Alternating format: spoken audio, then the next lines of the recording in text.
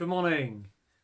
I hope you're keeping well, and I'm pleased as ever to have this opportunity to spend a few moments with you to read the scriptures and to share a short reflection on today's gospel reading, which, no surprises, will be from the Gospel of Mark.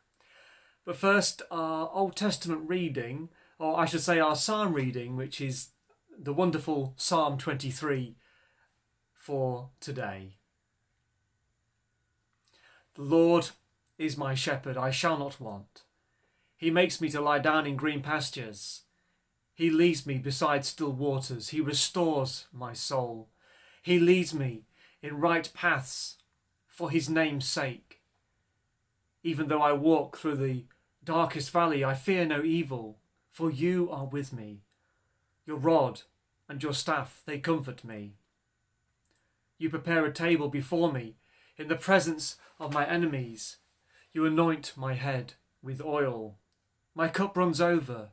Surely goodness and mercy shall follow me all the days of my life, and I will dwell in the house of the Lord my whole life long.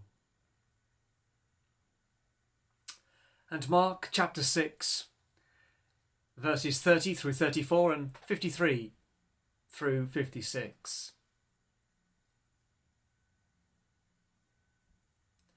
The apostles gathered around Jesus and told him all that they had done and taught. He said to them, "Come away to a deserted place all by yourselves and rest a while." For many were coming and going, and they had no leisure even to eat. And they went away in the boat to a deserted place by themselves. Now many saw them going and recognized them, and they hurried there on foot from all the towns and arrived ahead of them.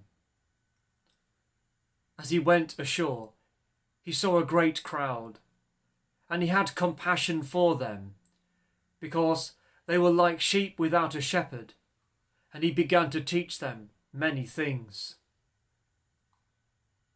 And verse 53.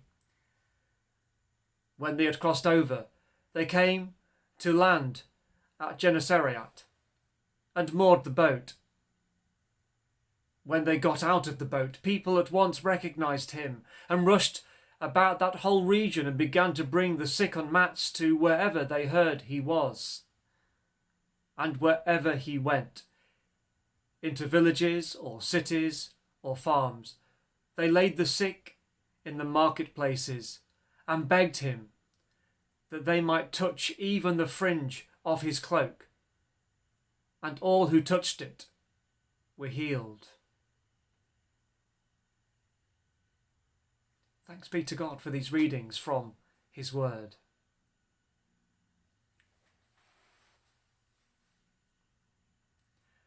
The two short passages from the Gospel this morning enclose Mark's stories of the feeding of the 5,000 and Jesus walking on the water, which are not part of the lectionary reading today. Perhaps these are sometimes overlooked because they are passages placed around far more prominent stories. In these brief texts, we hear that the disciples return and report to Jesus, telling him about all that they have done and seen since he sent them out on mission. Jesus responds by offering his exhausted disciples time for rest and relaxation. Not that it lasts very long. Jesus, the Sea of Galilee, is rather like a huge Scottish loch. And if someone had access to a boat, it would be easy to row or sail across to another place. However, because of the hilly ground, anyone watching from the shore would also have a good view of your progress and could make a guess as to where you were going to land, and so could make the journey on foot to greet you. This would have been what happened to Jesus when he took his disciples away to a quiet place to rest. The great crowds spotted them and then got there before them. But Jesus has compassion for these people who are desperate to receive his teaching and his healing. However, we note that he does take time to be alone when the crowds are gone, and he even sends his disciples away, verse 45 through 46. The next time that the boat lands and Jesus walks on the shore, the same thing happens as many people rush to be close to him and to ask him for healing, verses 53 through 56. Given that time and time again Jesus appears to have been recognised and followed by crowds wherever he went, such that he had very little time to rest or even eat on occasions, it is not at all surprising that Jesus' desire for himself and his disciples was to get away and to have some downtime. Of course, just as was so in today's reading, his plans were often thwarted. Perhaps this provokes us to think about what we do and how busy we are. Even through the last year, as time has gone on, many of us will have become busy in new ways, and of course, some continue to be busy throughout. As one commentator observes, busyness, with all its attendant stresses, is a common problem. For some, the idea of rest as a way of retreating to advance is too counterintuitive. However, are we not in a better position to show compassion to others if we first look after ourselves? The example of air travel might be considered. Anyone who has flown will have been told during the safety briefing before takeoff that in an emergency they should put on their own oxygen mask before looking to assist anyone else. Putting one's self first is not always the wrong thing to do.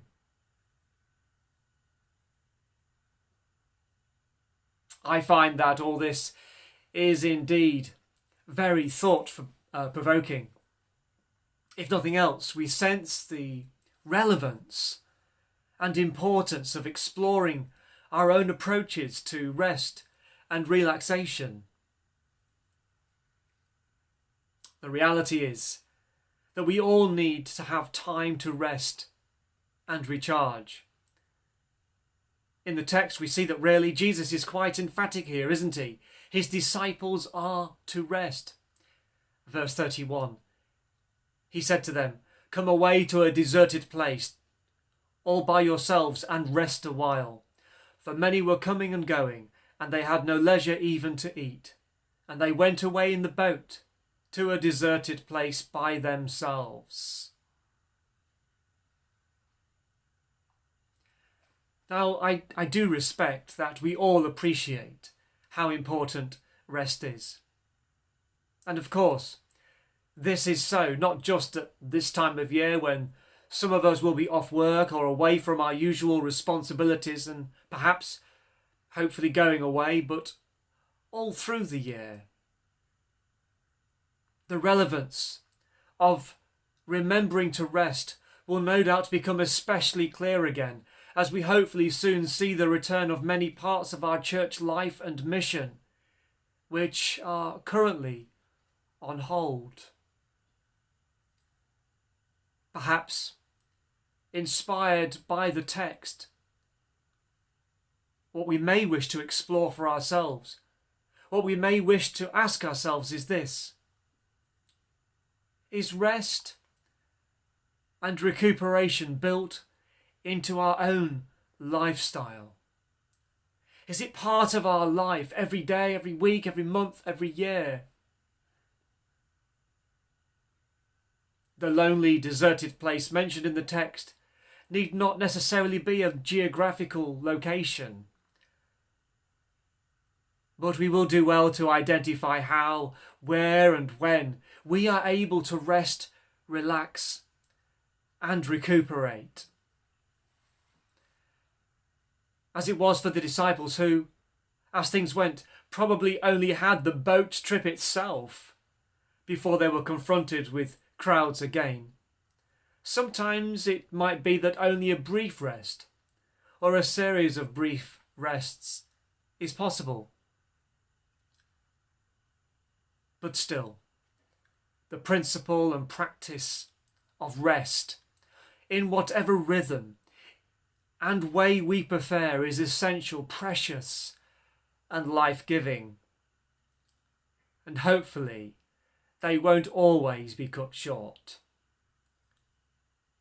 Wherever and however you choose to rest, I pray that such times will be moments of joy and renewal, where you encounter God and find grace and strength to continue to live and love in His name. Amen.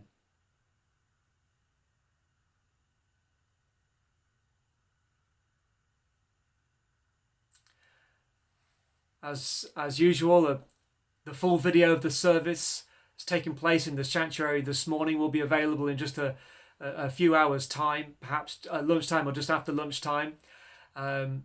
If you are continuing with the service right now in your own home, then I invite you now to continue as you sing, Rejoice and Sing 492, Dear Lord and Father of Mankind. For me, I'd like to say goodbye for now. God bless you, and I look forward to sharing with you again soon. Take care. Goodbye.